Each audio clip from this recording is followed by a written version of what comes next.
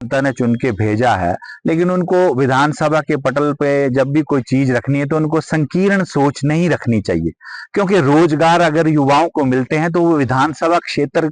को देख के नहीं मिलते हैं, वो बच्चे की, उस युवा की इंटेलिजेंस पे मिलते हैं, उसने कितनी मेहनत करी है, कितने अच्छे से पेपर को लिखा, उसका क्या नतीजा रहा, उस पर वो डिपेंड करते हैं। तो पूरा हिमाचल प्रदेश का जो युवा है वो इंटेलिजेंट है, मेहनती है, और उन्होंने जिस जिस भी क्षेत्र के लोगों ने मेहनत करी होगी उनको उसका परिश्रम का फल मिलेगा। लेकिन विधायक जी को तो जयराम जी से ये पूछना चाहिए था कि जो बच्चों ने पेपर दिए थे और 2.5 साल उन्होंने रोके रखे, जितने भी JOIT और दूसरे भी पोस्ट कोड के जो पेपर के रिजल्ट थे वो क्यों रोके रखे, ये सवाल उनको पूछना चाहिए था। और रही बात कि कितने रोजगार दिए, वो मैंने आपको पूरा वो पत्र भी दिया कि कितने कितने रोजगार हमने दिए, कितने हमारे SSB के थ्रू जो है वो रोजगार मिले, कितने जो है लोगों को अपॉइंटमेंट जो मिल गई, हजारों में है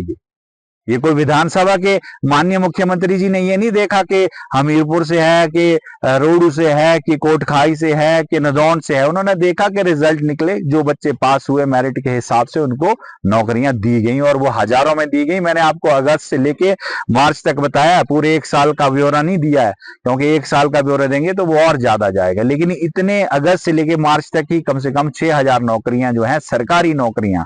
जो है वो बच्चों को प्रदान की गई हैं। वो 17 से 20 लोग जो है वो मेरे निशाने पे हैं। मैंने कोई उनकी सूची बना के किसी हाई कमांड को नहीं भेजी, क्योंकि अब जब व्यक्ति हार जाता है तो उसकी कोई गलती रही होगी, मेरी सेवा में कोई कमी रही होगी, हमीरपुर की जनता की सेवा में कोई कमी रही होगी, और मैं लगातार कोशिश कर रहा हूँ कि अपनी सेवा को और निखारूं और लोगों के लिए समर्पित रहूं, और जिसके लिए मैंने अपना हर चीज जो है वो त्यागी है। और अभी भी मैं डटा हूं कि अपने हमीरपुर की जनता की आवाज को जो है उठाया जाए, और माननीय मुख्यमंत्री जो कि हमारे लिए एक ब्लेसिंग है हमीरपुर जिला के लिए कि वो हमारे जिला से हैं, और उनके आशीर्वाद से ज्यादा जो है हमीरपुर में विकास करवाया जाए। और रही भीतर घातियों की बात, तो भीतर घातियों को जो है, ये वो भीतर घाती हैं जो सिर्फ कांग्रेस कांग्रेस कांग्रेस बोल के जो है, कांग्रेस की चद्दर ओढ़ के जो है, इनका काम सिर्फ अपना है कि हमारा काम बनता रहे, बाकी जनता जाए भाड़ में। क्योंकि ये ना कांग्रेस के हैं, ना हमीरपुर की जनता के जो है, ये बिल्कुल नहीं हो सकते। जो अपनी पार्टी के नहीं है वो हमीरपुर की जनता के कहां से हो सकते हैं।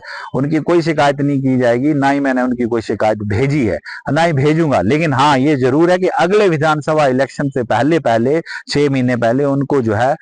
जनता के सामने जो है मैं उनका जो है नकाब जो है जरूर खोलूंगा, और वो मैं पक्का खोलूंगा। मैंने तो सिर्फ इतना सा कहा है कि वो हमीरपुर की जनता को गुमराह करना छोड़ दें।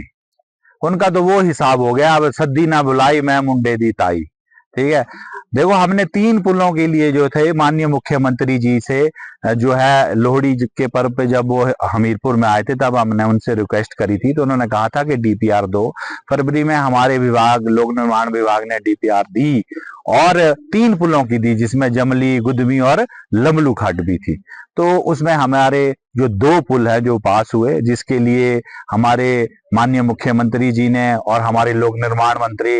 विक्रमादित्य सिंह जी ने जो है वो धन्यवाद किया केंद्र सरकार का, क्योंकि केंद्र सरकार का धन्यवाद करना बनता है, क्योंकि जितनी भी ये योजनाएं हैं कोई आज से नहीं शुरू हुई हैं, PMGSY ये बरसों से शुरू हुई हैं। और जब मनमोहन सिंह जी प्रधानमंत्री थे और यहाँ पे BJP की सरकार थी, ये तब भी लागू थी और तब भी पैसे आते थे। लेकिन उसके लिए जो है वो प्रपोजल डालना पड़ता है, हमीरपुर की जनता की आवाज को उठाना पड़ता है, माननीय मुख्यमंत्री जी के पास पहुंचाना पड़ता है, और माननीय मुख्यमंत्री जी जो प्रपोजल भेजेंगे तब जाके जो है ये चीजें मंजूर होती हैं। तो हम ये इतना सा कहना चाहते हैं कि आप ये गुमराह करने वाली राजनीति जो है वो छोड़ दे, क्योंकि ये माननीय मुख्यमंत्री ठाकुर सुखविंदर सिंह सुक्खू जी के आशीर्वाद से है कि 14 करोड़ रुपए पूरे प्रदेश के पुलों के लिए आए, जिसमें अकेले हमीरपुर विधानसभा के लिए 6 करोड़ 95 लाख रुपए जो है वो 2 पुलों के लिए मिले, जबकि भेजे हमने 3 पुल थे। लमलू खड्ड का पुल रह गया है,